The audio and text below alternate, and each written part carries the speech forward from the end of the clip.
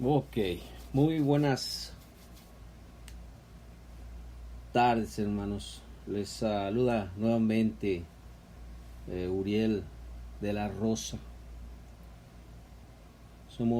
Soy miembro de la Iglesia de Cristo que se reúne ahí en el 1014 de la South York Road en West Palm Beach, Florida. El código postal es el 33415. Estamos transmitiendo en vivo una vez más desde Boynton Beach, Florida, por esta radio internet, Mensajes de Amor para Salvación. Julio 11 de julio del 2018. Son las 7:01, hermanos.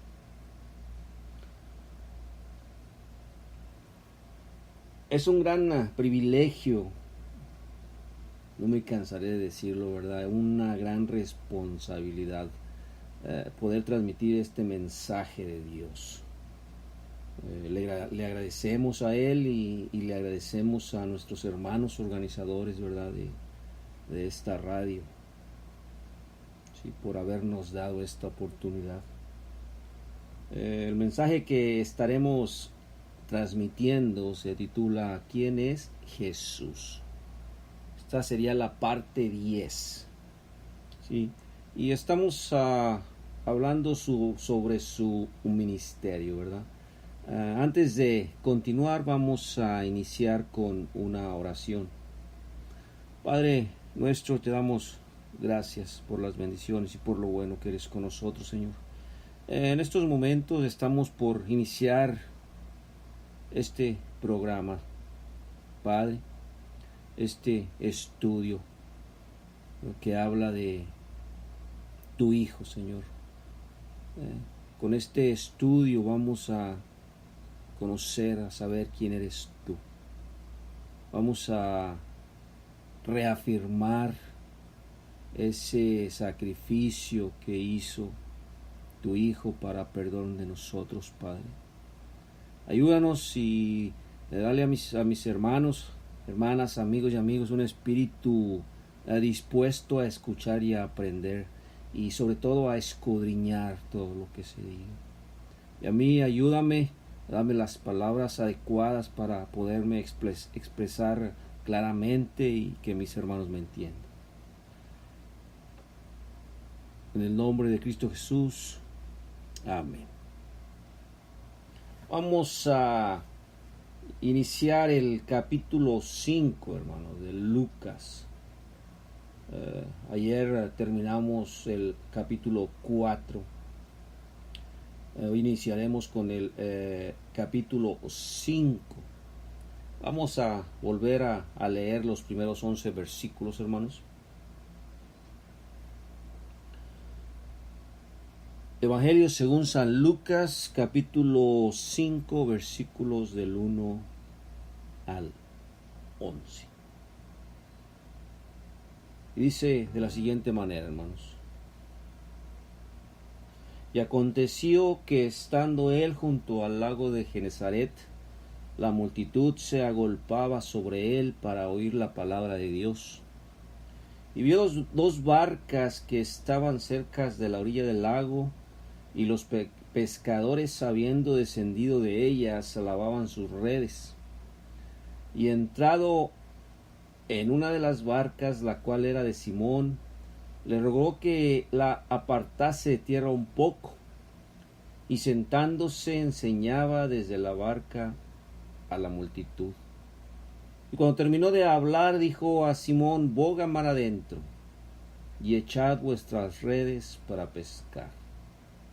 Y respondiendo Simón le dijo: Maestro, hemos trabajado toda la noche y nada hemos pescado, mas en tu palabra echaré la red. Y habiéndolo hecho, encerraron gran cantidad de peces, y su red se rompía. E hicieron señas a los compañeros que estaban en la otra barca para que viniesen a ayudarles. Y vinieron y llenaron ambas barcas de tal manera que se hundía. Al ver esto, Simón Pedro cayó a las rodillas de Jesús diciendo: apártate de mí, Señor, porque soy hombre pecador. porque temor le había rodeado, y a todos los que estaban con él, a causa de la presa de los peces que habían tomado. Y asimismo a Jacobo y a Juan, hijos de Zebedeo, que eran compañeros de Simón. Y Jesús dijo a Simón: no temas, desde ahora pescarás hombres. Y cuando trajeron las barcas a tierra, dejándolo todo, le siguieron. Palabra de Dios, hermanos. Vamos a escuchar un canto y enseguida regresamos con ustedes. Precioso mi Jesús, que con dolor murió, Él lo sufrió, y vivo yo, con Él vivo yo, rompió los lazos del pecado y me libró, Él lo sufrió y vivo ya, Él viva ya, Él lo sufrió, para que le vea su faz, Él lo sufrió, y que lo sufrió, y vivo yo, con Él vivo yo, a muerte iba yo, mas Cristo me salvó, Él lo sufrió y vivo ya.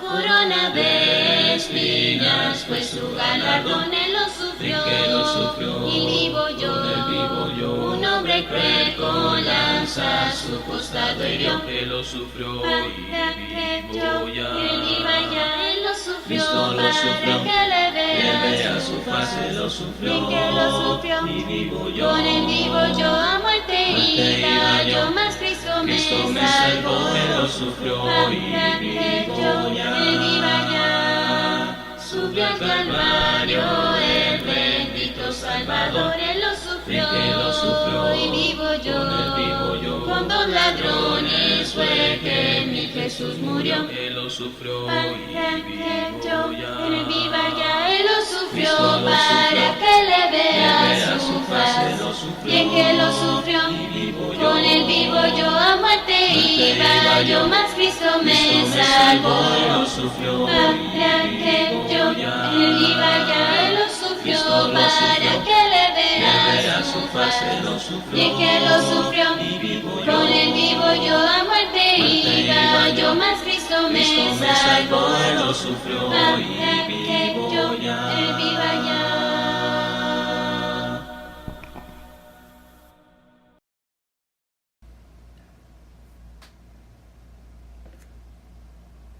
Ok, estamos de regreso, hermanos.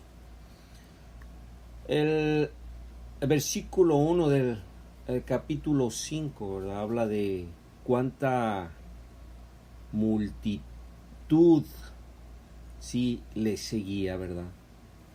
Para oír la palabra de Dios. Como lo comentamos anteriormente, esta era la época de auge del ministerio de Jesús, ¿sí? La época de fama. Venía gente de todos lados, venía gente de todas las el área de Israel para escucharlo, ¿sí? Era tanta la multitud que se agolpaba contra él que le era imposible realizar actos, enseñar. Cuando estaba cerca del lago de Genezaret o el mar de Galilea, vemos cómo nos dice ahí en el versículo 2 Lucas, ¿verdad? El relato, ve dos barcas, una a orilla del lago, ¿sí? Vemos cómo se sube a una de ellas, la que era de Simón Pedro, ¿verdad? Y pide que le separen esta barca de la tierra, ¿verdad? De la tierra un poco. Y una vez que ya está en el mar, entonces ahora sí está en posibilidades de enseñar. Este fue el único medio que él encontró para seguir enseñando. Era tanta la multitud que le era imposible hacerlo en tierra. Vemos ahí en el 3, como dice, sentándose enseñaba a las multitudes desde la barca. Recuerden, hermanos, era la costumbre que tenían en aquella época, ¿verdad? Para leer los libros de la ley o los libros de los profetas lo hacían de pie, pero para enseñar se sentaban, ¿verdad? Entonces la enseñanza se daba con el maestro sentado. Y esto es lo que está diciendo aquí Lucas, ¿verdad? Y sentándose enseñaba a las multitudes desde la barca.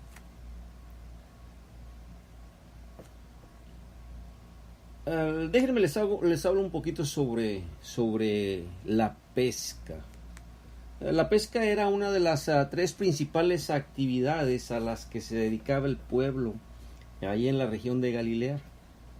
Las otras dos actividades eran la agricultura y la ganadería. Pero bueno, cuando hablamos de ganadería hablamos o nos referimos a ganado menor o ganado pequeño, en este caso ovejas, ¿verdad? O borregas, como le llaman en algunos lados. Los pescadores eran reconocidos en la sociedad. Ellos eran sumamente religiosos, así los conocía la sociedad, ¿verdad? Como unos personas sumamente religiosas. Pero también el oficio de la pesca era un trabajo muy fuerte, un trabajo rudo, un trabajo difícil, un trabajo audaz, ¿sí? Era un trabajo que requería de demasiada paciencia. El pescador había aprendido a través de este oficio a ser sumamente realista, práctico, ¿sí? En este oficio no había lugar para lamentaciones, no había lugar para sentimentalismos, ¿sí? Y esto lo podemos ver en el relato de aquí de Lucas, ¿verdad? Aquí nos está diciendo que estos pescadores habían acabado su jornada de trabajo y no habían pescado nada, ¿verdad? Nada. Y ellos así estaban acostumbrados. Había veces que había abundancia, había veces que sacaban poco pescado, a veces nada. Sí, es por eso que les comenté anteriormente, ¿verdad? Que eran realistas, que eran personas que tenían demasiada paciencia. Bueno, todas estas características, ¿verdad?, que tenían estos personajes o estos pescadores, a esto súmale su bajo nivel de educación, ¿verdad? Y desde la perspectiva humana, estos hombres para nada estaban capacitados para cumplir con la encomendación que Jesús les iba a dar, ¿verdad? Hombres sin educación, hombres rudos, hombres difíciles, hombres fuertes. No, para nada desde la perspectiva humana estarían calificados para llevar o tener cargos de liderazgo, ¿verdad? Sin embargo, estos hombres con estas características fueron las personas que eligió Jesús. Corazones humildes, dispuestos a servir. ¿Sí? Eso es más importante para el Señor, eso es más importante para Jesús, ¿sí? El que sean personas humildes, personas sencillas, ¿verdad?, dispuestas para servir. Esto es más importante que toda la erudición y todo el encanto del mundo. En el 5:8, hermanos,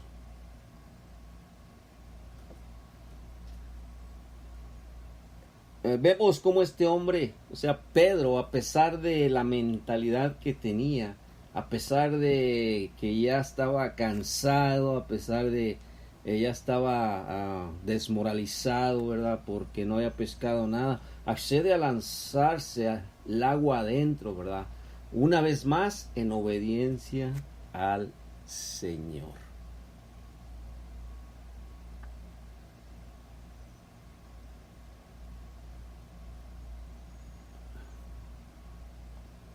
Sí, eso lo vemos en el 5.3, perdón, les había dicho en el 5.8, es en el 5.3. Y así lo hacen, hermanos, así lo hacen, ¿verdad? Se lanzan nuevamente el agua adentro, se van a la parte más profunda y echan las redes, ¿verdad? Y cuando echan las redes se encierran gran cantidad de peces, pero es tanta la cantidad que las redes se empiezan a romper. ¿Sí? Cuando está pasando eso, hacen señas para que sus otros compañeros vayan, ¿sí? Para que otra barca vaya, ¿sí? Para que los ayuden. Y van y los ayudan, llenan las dos barcas y también es tanta la cantidad de peces que están a punto de hundirse. Y el 5.8 vemos, ¿verdad? Vemos cómo Pedro cae a los pies del Señor, ¿verdad? Diciendo, apártate de mí, ¿sí? Pues soy hombre pecador. ¿Sí? Dice el versículo 9, el asombro se había apoderado de él, o sea, de Pedro y de todos los compañeros, ¿verdad? Por el milagro que habían hecho. Estaban asombrados, ¿verdad? Estaban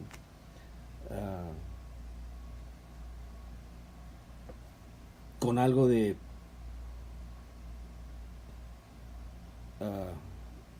viendo un suceso extraordinario. El 5.10 vemos lo que les dice Jesús, ¿verdad? Estaban asombrados, estaban con miedo, ¿verdad? Que les dice Jesús, no temas, desde ahora serás pescador, ¿sí? De hombre. Jesús quiere, hermanos, Jesús quiere capturar a hombres vivos para darles vida eterna. Y este relato que acabamos de leer, o este relato de Lucas, quedaría para siempre grabado en los corazones de todas las generaciones de cristianos, principalmente en lo que nosotros llamamos la iglesia primitiva, ¿verdad? ¿Cuál es la imagen que vemos en este relato? Bueno, vemos a Cristo, a Jesucristo, nuestro Señor Jesucristo como el supremo pescador. Vemos a sus discípulos como pescadores y vemos a los humanos, ¿sí? Como los peces. ¿Sí? En el mundo los seres humanos son los peces. No sé si ustedes han leído algo de historia y si lo han hecho encontrarán que en la iglesia primitiva, en las catacumbas, se encontraban una señal que era muy distintiva de grupos cristianos, ¿verdad? Esta señal era un pez, ¿sí? Era un pez. Bueno, es precisamente aquí a lo que me refiero, ¿verdad? Cuando digo que este relato quedaría siempre plasmado en los corazones de todas las generaciones de cristianos. Bien. Continuemos, hermanos. Ahí vamos a leer Lucas 5, ¿sí? Del 12 al 16. Sí, Jesús limpia a un leproso. Capítulo 5 del Evangelio según San Lucas, del 12, ¿sí?, al 16.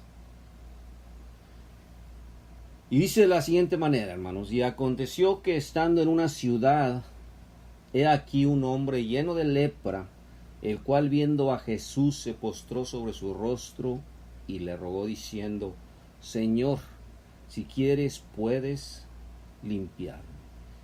Y extendiendo su mano le tocó diciendo: quiero, sé limpio. Y al instante la lepra se fue de él. Y él le mandó que no le dijese a nadie. Pero él le dijo: muéstrate al sacerdote y ofrece por tu limpieza, como mandó Moisés, para testimonio de ellos. Pero su fama mucho más se extendía, y grandes multitudes se reunían para oírle y ser sanados por él de sus enfermedades. Mas él se apartaba al desierto y oraba. Vino a él un hombre lleno de lepra. Los leprosos fueron de las personas más, vamos a utilizar una palabra aquí, de las personas más patéticas de la época. No fueron las consecuencias físicas, sino las sociales, sí, que traía esa enfermedad, ¿verdad? Lo que hizo que su situación fuera tan extrema. No lo vamos a leer, hermanos, pero ahí en el libro de Levítico, en los capítulos 13 y 14, se dan instrucciones muy escrupulosas, ¿verdad?, en cuanto a los leprosos, ¿sí? Ahí encontramos que estos personas con estas enfermedades eran expulsadas de las ciudades y las aldeas, y tenían que vivir lejos de las personas sanas. Estas personas con estos tipos de enfermedades a menudo vivían en cuevas o en tumbas, en los cementerios. No se les permitía entrar a menos de 30 metros de una persona sana. O sea, bajo ningún motivo se podían acercar a lugares donde se encontraban personas sanas. Y si por alguna razón alguien se acercaba, me estoy refiriendo a estas personas con este problema, siempre el leproso era requerido a gritar, ¿verdad?, acerca de sí mismo, ¿verdad? Inmundo, inmundo. A menudo las personas que estaban bien, o las personas sanas, arrojaban piedras a los leprosos, ¿sí? De hecho, los rabinos tenían esa muy mala costumbre, ¿verdad?, de maltratar a estas personas arrojándoles piedras. Otra característica muy importante aquí es que a nadie se le permitía tocar a un leproso, porque este también quedaba inmundo.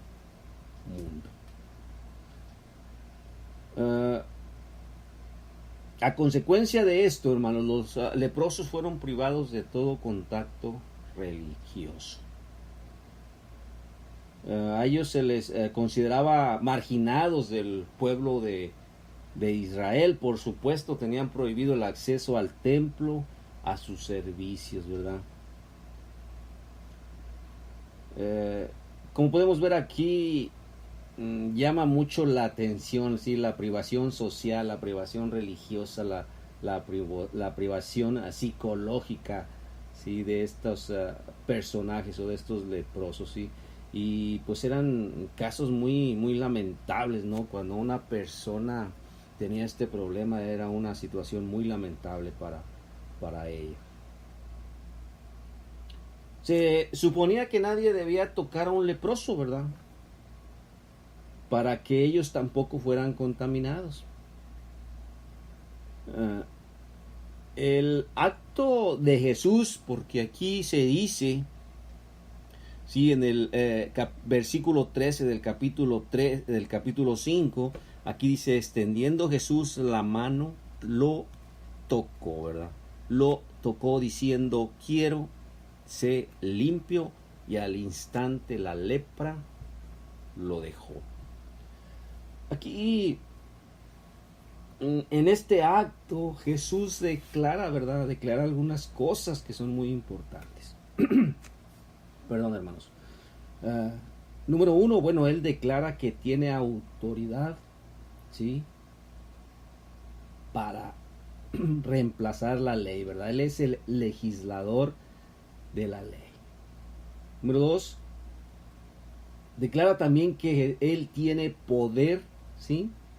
Para quitar la pena que mantiene al hombre alejado de Dios, ¿sí? Y una muy importante, que el amor al prójimo está por encima de la ley.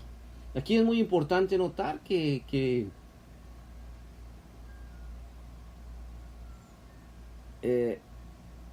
Jesús no incumple a la ley. De hecho, Jesús la cumple, ¿verdad? Aquí en el 5:14 vemos cómo le manda a este personaje ya limpio, le manda a que se muestre al sacerdote de una ofrenda por su purificación, ¿verdad? Según lo ordenado por Moisés.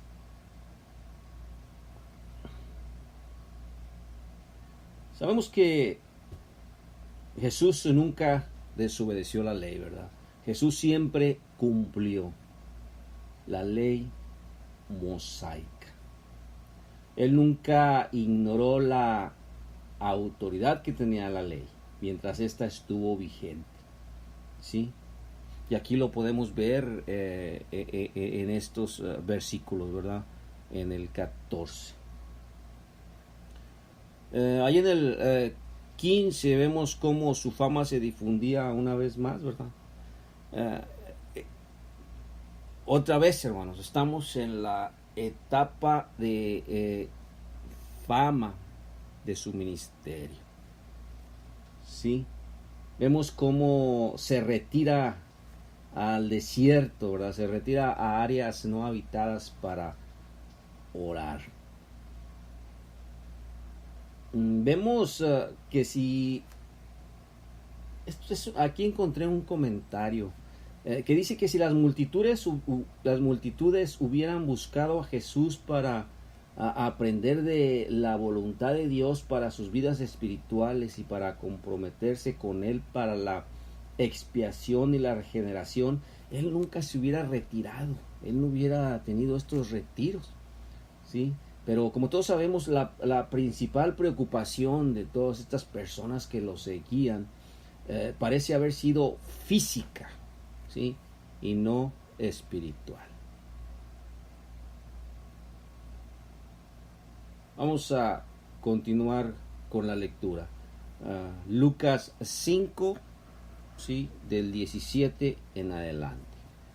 Vamos a continuar ahí en Lucas 5, del 17 en adelante. Y aconteció un día que él estaba enseñando, y los fariseos y doctores de la ley estaban sentados, los cuales habían venido de todas las aldeas de Galilea y de Judea y de Jerusalén. Y el poder del Señor estaba ahí para sanarlos. Y he aquí unos hombres que traían sobre un lecho a un hombre que estaba paralítico, y procuraban meterle y ponerle delante de él.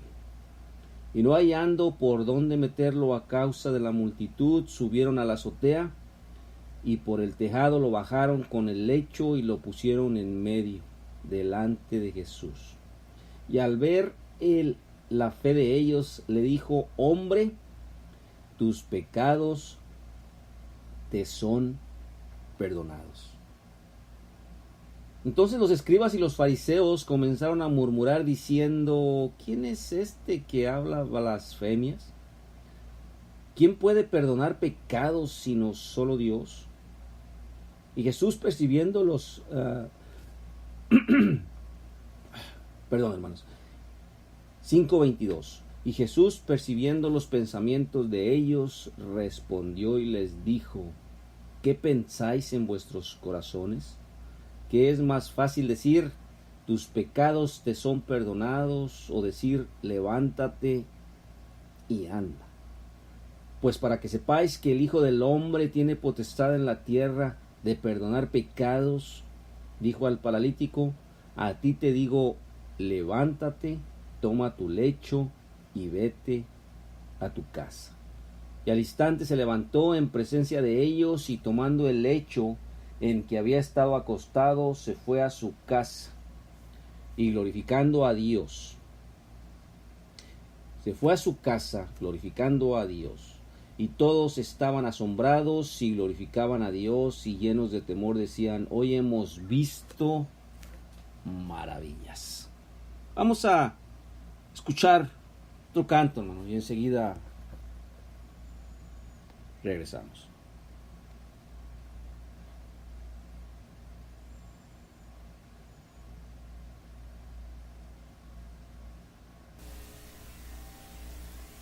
Dios, la gente canta, con amor y alabanza, es en honor a ti, el único y verdadero Dios. Dios, la gente canta,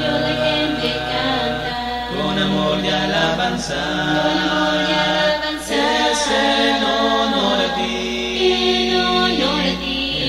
Verdadero Dios, el único y verdadero Dios. Canten, ale, ale, aleluya, honra y gloria para ti, pues tú eres único, el único y verdadero Dios, Nuestro pueblo te ama, por eso te alabará, pues canta para ti, el único y verdadero Dios. Nuestro pueblo te ama, por eso te alabará, pues canta para ti, el único y verdadero Dios. Canten, ale, ale, aleluya, honra y gloria para ti, pues tú eres único, el único y verdadero Dios. Canten, ale, ale, aleluya, honra y gloria para ti, pues tú eres único, el único y verdadero Dios, el único y verdadero Dios, el único y verdadero Dios, el único y verdadero Dios.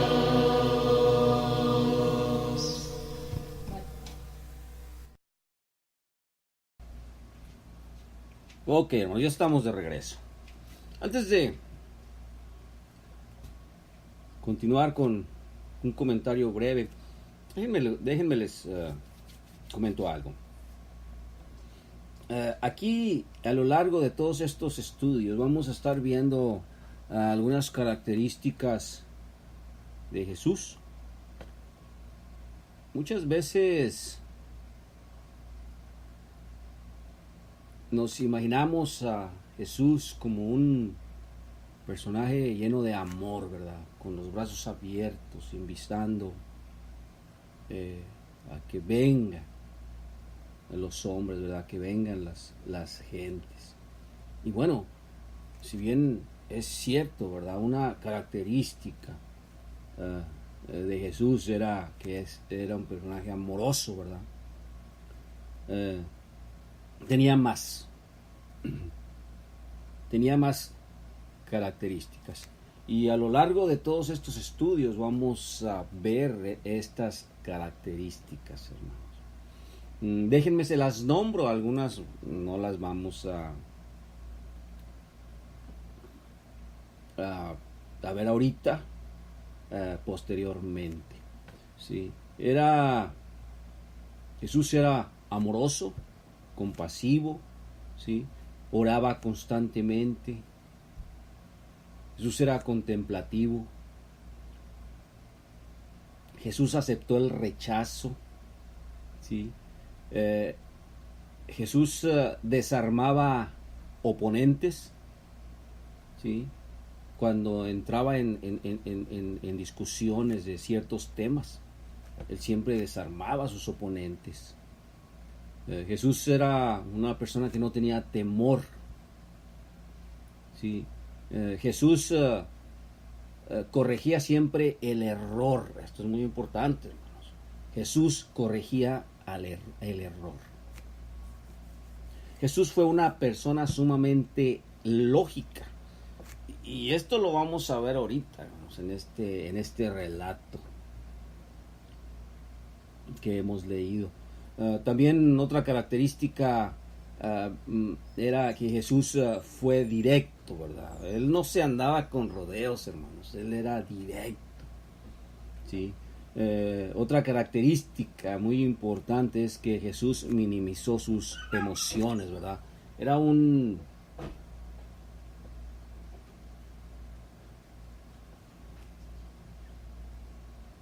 Jesús minimiza sus emociones. ¿Qué quiere decir esto? Que tenía una extraordinaria capacidad de gobernar, ¿sí?, sus instintos y sus emociones, ¿verdad? Y también algo muy importante es que Jesús constantemente refería las Escrituras. Poco a poco, hermanos, vamos a estar viendo todas estas características. De hecho, que Jesús era amoroso, pues se lo estamos viendo, ¿verdad? En todas las milagros que hacía, ¿verdad? Como mostraba compasión por las personas. Y aquí lo estamos viendo, ¿verdad? Particularmente en este relato, ¿verdad? Lo vemos enseñando, ¿sí? En un lugar, ¿verdad? En cierto lugar. En ese lugar hay sentados fariseos y maestros de la ley, ¿verdad? Estos hombres habían oído de la fama de Jesús, ¿verdad? Habían oído de este personaje y querían ir a verificar quién era y qué enseñaba. Y aquí dice, ¿verdad?, en el 17, que habían venido de Galilea y de Judea y de Jerusalén, ¿sí? Y dice que era tanta la multitud, ¿sí?, que se encontraba en esos momentos, que unos hombres, al ver la imposibilidad de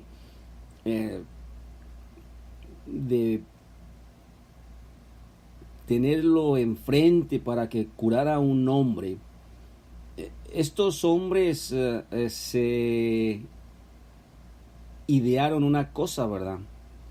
Este era un hombre que estaba paralítico. ¿Qué entendemos por esto? Bueno, una persona que la parte de su cintura para abajo pues estaba completamente atrofiada, ¿verdad? No podía moverse, no podía caminar. Y al ver que no podían ponerlo delante, meterlo a aquel lugar donde estaba Jesús, sí, y ponerlo delante de él, se subieron a la azotea, sí, se las ingeniaron estos hombres y se subieron a la azotea. Y ahí el relato implica esto, ¿verdad? Que abren un boquete arriba en el techo, un hoyo, y por ahí lo bajan, ¿verdad? Por ahí lo bajan, atan una camilla, un sillón, ¿sí? De las cuatro esquinas y lo bajan, ¿verdad? Bajan a este hombre justo enfrente de donde se encuentra Jesús, ¿sí? Viendo Jesús la fe de ellos, ¿sí? Le dice: hombre, tus pecados te son perdonados.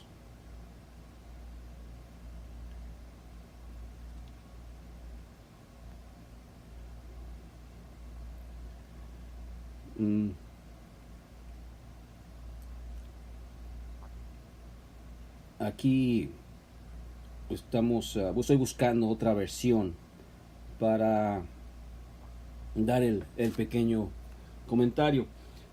Aquí Lucas menciona por primera vez en su evangelio la presencia de los fariseos. Esta secta religiosa conocida como los fariseos probablemente se origina en los días de las luchas judías, ¿sí?, en contra de aquellos grupos paganos, ¿verdad? De aquellos grupos griegos, ¿sí?, que querían a toda costa conquistar religiosamente y culturalmente la región de Israel. Ellos se llamaban los piadosos. Estas personas resistían a toda costa, inclusive a morir, estas invasiones de las que les estoy hablando, ¿verdad?, del paganismo helenístico sobre la cultura judía. Y dicen algunos estudiosos que esto tuvo lugar entre 200 y 300 años antes de Cristo. Este grupo se había ganado el favor de la mayoría de la gente común, ¿sí? La gente los respetaba, ¿verdad? En el tiempo de Jesús pudieron ejercer una influencia tremenda en la sociedad. La palabra hebrea, ¿sí?, fariseo, no la puedo pronunciar, hermanos, pero la palabra hebrea de donde se origina esta palabra fariseo significa dividido o separado, ¿verdad? Los fariseos eran separatistas extremos, ¿sí? Ellos eran promotores de un judaísmo tradicional y exclusivista. Se dice que en el tiempo de nuestro Señor Jesucristo eran aproximadamente 6,000 fariseos, ¿verdad?, los que se encontraban en esa época. Ellos tenían la tendencia a despreciar a todos los que no seguían sus tradiciones. Una característica fundamental del fariseísmo era el legalismo extremo. Esto del legalismo lo vamos a ver más adelante.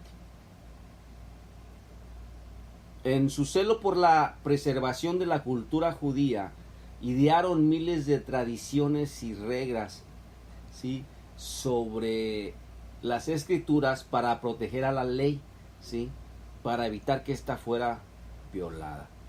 ¿Sí? O sea, para los tiempos de nuestro Señor Jesucristo ya había muchas tradiciones que sus antepasados, los antepasados de estos fariseos habían creado, ¿verdad?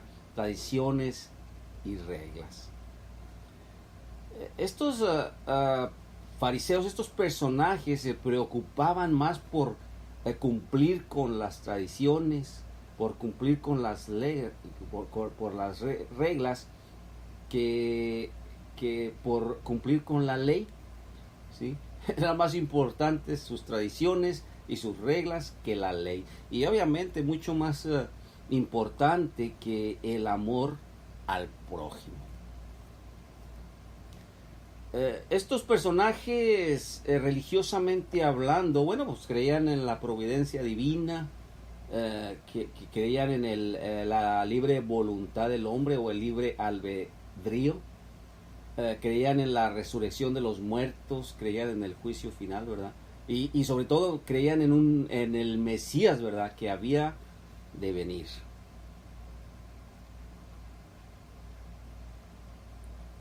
Ellos pusieron mucha importancia en la historia y la cultura tradicional de la raza judía. A ellos no les interesaba la política, solamente se metían en aspectos políticos cuando ésta interfería en sus tradiciones culturales y religiosas.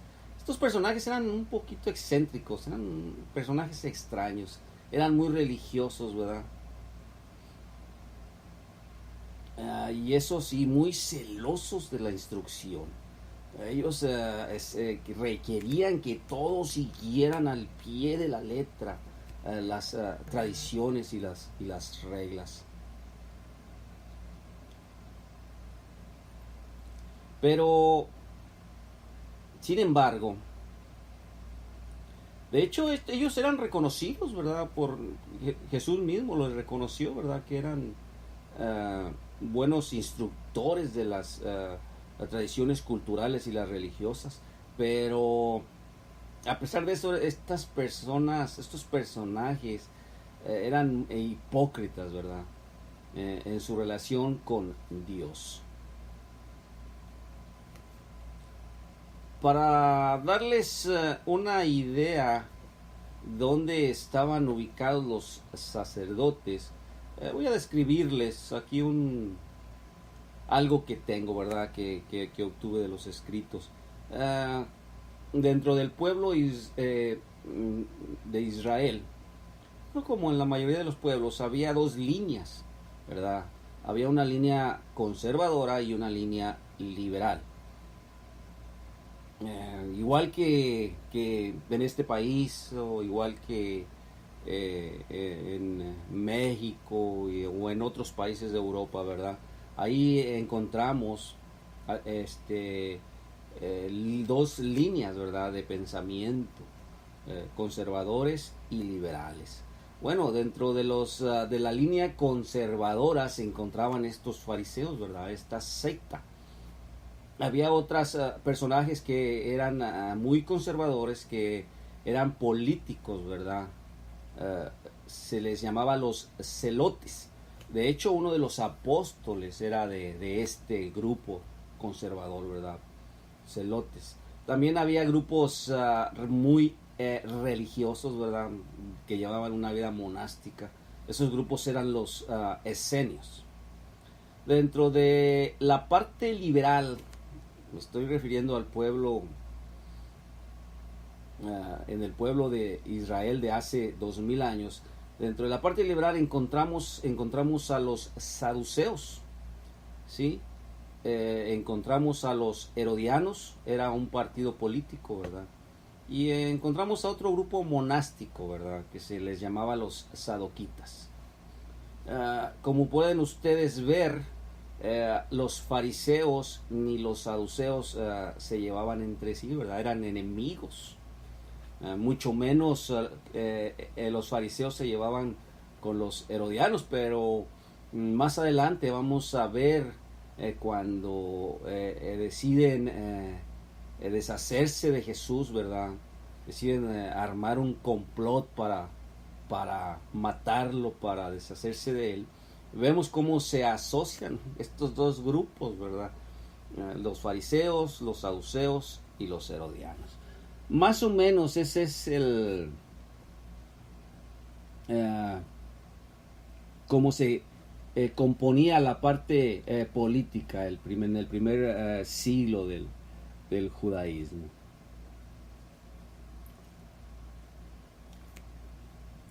Los fariseos eran los encargados de la responsabilidad de mantener la pureza del judaísmo, ¿sí?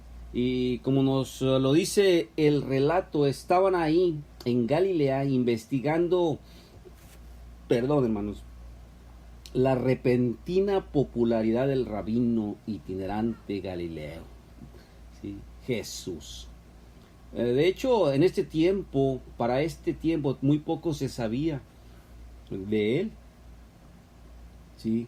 Lo único que sabían es que no había ido a las escuelas rabínicas. ¿Sí? Al parecer tenía poco respeto por Judea, no se había presentado todavía para allá, o no había estado por mucho tiempo, ¿verdad? También se rumoraba que tenía una visión muy liberal de las tradiciones de los fariseos. ¿Sí? Entonces aquí lo vemos, aquí vemos que Jesús estaba enseñando y predicando la palabra. ¿Sí? Y entonces estos grupos, ¿sí? Los fariseos y los doctores de la ley, querían saber dónde estaba él doctrinalmente, ¿verdad? Les preocupaba si Jesús de Nazaret basaba su enseñanza en la autoridad rabínica tradicional o no. ¿Y qué creen, hermanos? Bueno, pues pronto lo iban a descubrir.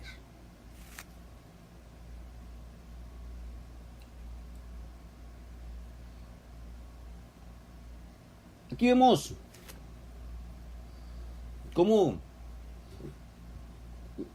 Jesús sí sorprende a todos los ahí presentes, ¿verdad? Con su primera acción, ¿sí? Con su primera acción hacia el hombre. Jesús le dice: hombre, tus pecados te son perdonados. ¿Por qué Jesús dijo esto primero? ¿Sí? Y dejó el problema más serio, que era la parálisis del hombre, para más adelante. Bueno, pues en realidad la parálisis, hermanos, no era el problema más serio de este hombre. ¿Sí? Jesús estaba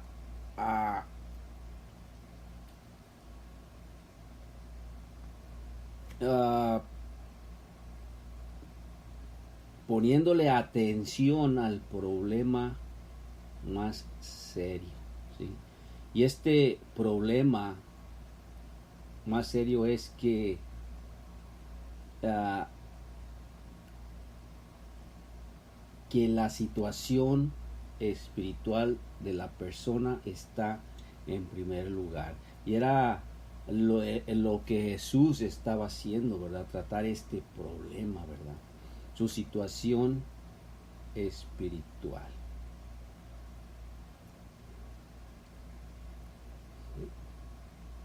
Sí, después que hizo esto, ¿sí? Los fariseos reconocen inmediatamente la seriedad de la declaración inicial de Jesús, ¿verdad? O sea, cuando dice: tus pecados te son perdonados. Ellos reconocen que tal afirmación, ¿sí? O sea, la de poder perdonar los pecados,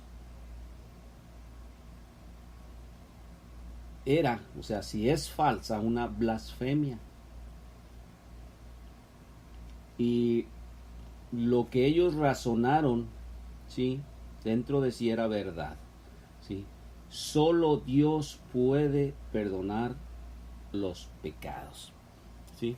Aquí vemos cómo en el 5:21, ¿verdad? Cuando dice, tengo otra versión, ¿verdad? Aquí de la Biblia, dice el 5:21, dice: entonces los escribas y fariseos comenzaron a razonar, ¿sí? Diciendo: hey, ¿quién es este que habla blasfemias? No dice, ¿quién puede perdonar pecados sino solo Dios?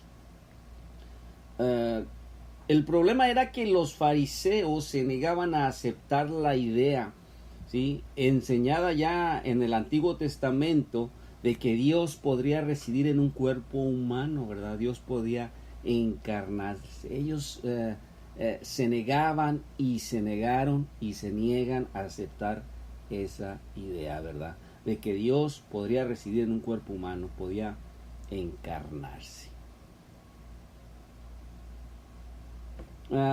Después, aquí más adelante, el relato nos dice que Jesús de una manera sobrenatural conocía sus pensamientos, ¿verdad? Y si les pregunta, ¿verdad? ¿Por qué razonan? ¿Sí? En sus corazones. Y entonces inmediatamente él procede a presentar una prueba incontrovertible de su autoridad.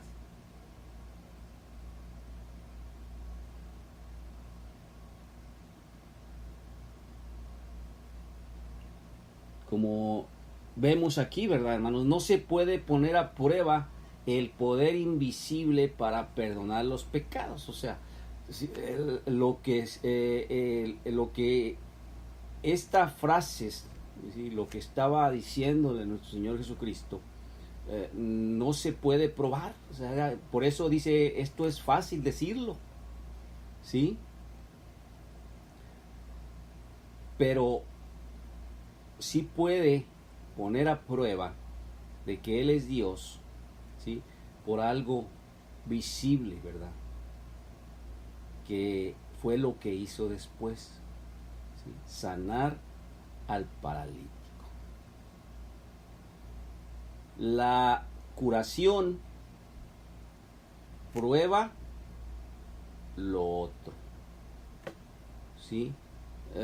Obviamente, hermanos, Dios no le otorgaría tal poder a un mentiroso, ¿verdad? A una persona que le gusta hacer fraude, ¿verdad? Y entonces por eso dice, es fácil decir, tus pecados te son perdonados. Pero ninguna evidencia externa estará disponible para verificar su veracidad. Pero decirle a un hombre paralizado, levántate, toma tu cama y vete a tu casa, eso no es fácil, ¿sí? Esto ya puede y debe estar sujeto a verificación externa, y eso fue lo que pasó, ¿sí? ¿Qué les decía el día de ayer o la lección pasada, hermanos? El objetivo de los milagros que efectuó nuestro Señor Jesucristo básicamente era para verificar, ¿verdad? Para validar aquello que decía Él ser. En este caso dice, yo soy Dios, ¿sí? Por lo tanto puedo perdonar tus pecados. Y les voy a dar una prueba, ¿sí? De que yo soy Dios, ¿sí? Además de perdonarte tus pecados, te voy a curar, ¿verdad? Que fue lo que hace, ¿verdad? Curar al paralítico para que éste salga y se vaya. Aquí ya estamos por finalizar. No concluimos